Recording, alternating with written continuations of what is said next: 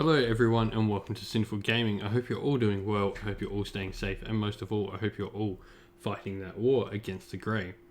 Today we're going into the collecting a battalion or the building a battalion series again, and today we are going to start looking at Stormcast Eternals.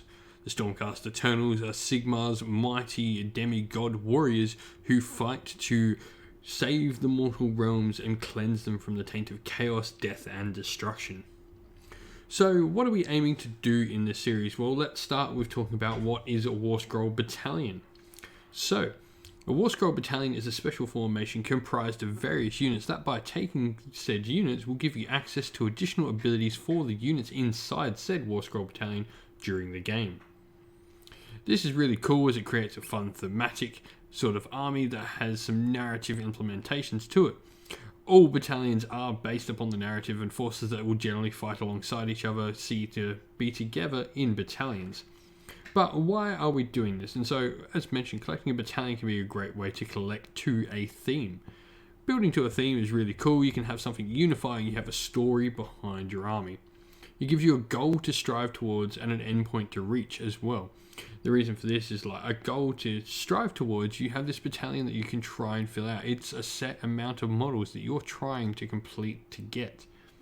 It gives you an end goal of this battalion is done, it's fully fleshed out, this is done.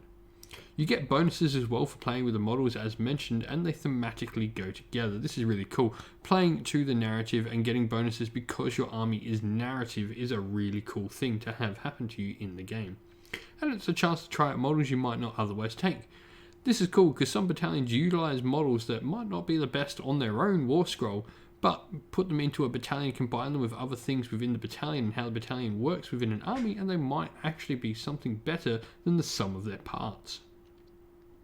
So let's go into what's the plan. So we're looking to build an army focusing on the battalion in question, whatever that may be. In this case it will be Stormcast Eternal battalions, and we'll go through them all.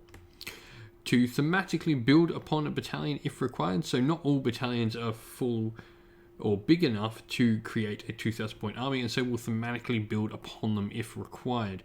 So we'll add in units that fit the theme of the battalion of what it's trying to evoke. And to have a framework to set an end goal within. This is a great thing. It gives us a goal to strive towards, and somewhere like even after 2,000 points of where you can go with the rest of the army to fully flesh it out.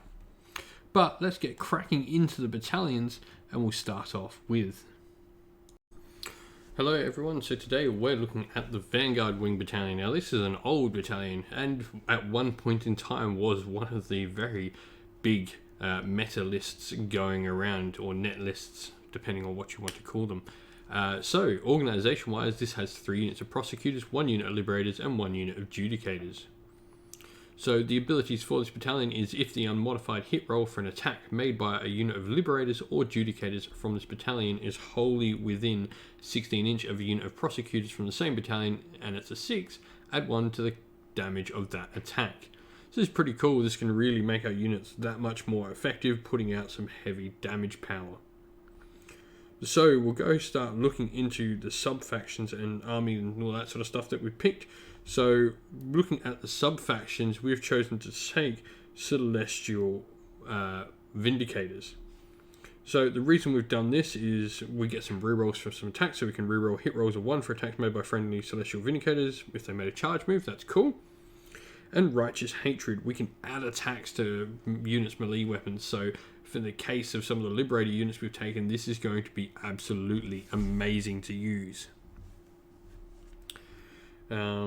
We get some other cool little abilities, but none of them really do that much. We've got a Lord Celestin, he's going to be our general. His command trait is going to be Single-Minded Fury. This gives him some more combat potential, as does the Stormforged Blade. We're wanting to get him nice up and close with those Liberators that we've got in the army later to really start smashing some enemies.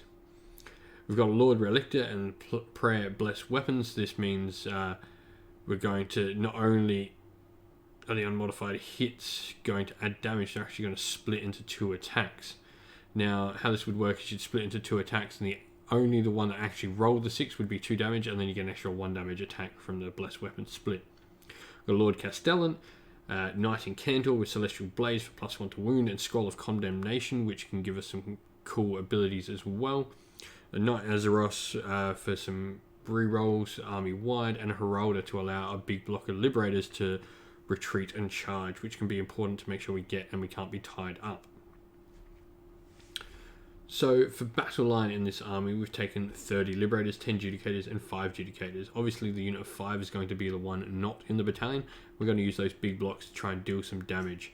We've also got 3 units of Prosecutors as needed by the battalion, and so the idea is to make sure these Prosecutors are well protected and stay around near the Liberators and the Judicators from the battalion and make sure they get those buffs. The Judicators, you're probably going to be wanting to take bows on, just so they've got that range threat in them, and the Prosecutors can stay out of harm's way, but they're actually going to be getting some decent damage potential. Obviously, for the battalion, we've chosen to take the Vanguard Wing, obviously, as is the whole idea of this entire series, and the Endless Spell is going to be the Dice Arcanum, because this is going to allow our encounter to sort of roam around and follow the rest of the army. So this is like an interesting list. I'm not sure if this is ever going to be as powerful as Vanguard Wing back in the day was, because that one was all about dropping 3 inches away from your enemy's lines.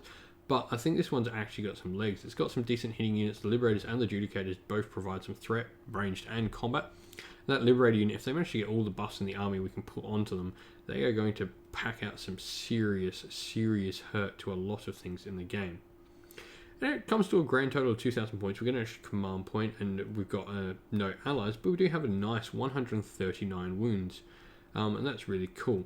It's also worth remembering that Castellan can shine his lantern on these Liberators, making them that little bit more defensive for that +1 to save, and potentially healing themselves. And there's just a whole bunch of other tricks. We've also got run and charge thanks to the Heralder, and there's some other cool abilities throughout the army.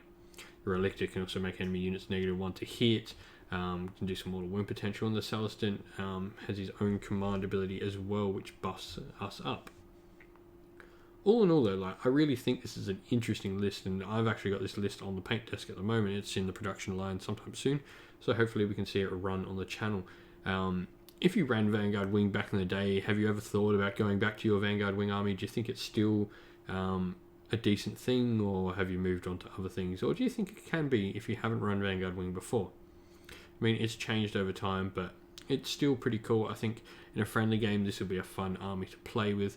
Not necessarily sure this would be like top tier competitive, but I think it could probably, you know, surprise people and go like 3-2 or something like that at a tournament, which would be cool. You know, if I had more time, I might paint this up for CDGT as the Gumby army, but I don't, so that's unfortunate. But maybe we'll paint this up and we'll take it to a tournament later in the year. But let me know what you all think of it. But that's it for the video, so don't forget to like the video and subscribe to the channel if you enjoyed this. And well, if you've got any thoughts about Stormcast Eternals or the battalions and getting started with Stormcast Eternals, leave them in the comments down below as well. I'm a big fan of Stormcast. I have a decent sized army. In fact, I have a whole warrior chamber that I'm currently painting up. But as mentioned, you can also go check out the links down in the description below. You'll find a link to our Discord server where you can come chat to me and other members of the community. You'll find a link to our Twitch channel, of which you should definitely go give us a follow on Twitch and help us hit 50 followers. We're so close to it. And lastly, you'll find a link to our Patreon if you wish to support the channel in any other way. Well, a big thank you to those people who do support the channel in such a big way. Thank you to our Sinful Guard Militia, Christian Weir, Soren, Philip Ward, and Cal Swan. You guys are all amazing. And our Sinful Free Guild Regiment member, James. Thank you very much, mate. But that's it from me, everyone. Stay safe, stay well, and most of all, keep fighting that war against the Grey. We'll see you all again real soon.